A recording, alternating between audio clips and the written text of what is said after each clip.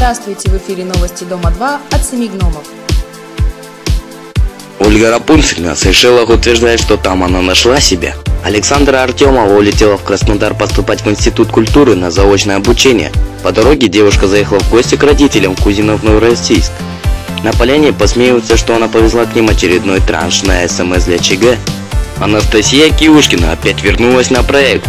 Настя и Олег Бурханов готовятся к отпуску. Девушка ищет в сети чемодан. Венцеслав Венгержановский опять свободен и готов к новым отношениям, но желающих пока не наблюдается. Александра Газиас извинилась перед бывшим мужем Ильей Кротковым за свои слова по поводу того, что она его собирается лишить дочери. Но, по словам Саши, Илья ничего не понял, не простил ее и продолжает оскорблять. Ольга Жемчугова жутко возмущена. На ее маленького сыночка в сети льют грязь. Она пишет, что ее пирожок самый лучший на свете. Большое спасибо коту Баину за новости и текст. Спасибо за просмотр. Подписывайтесь на наш канал, комментируйте, ставьте лайки. Здравствуйте.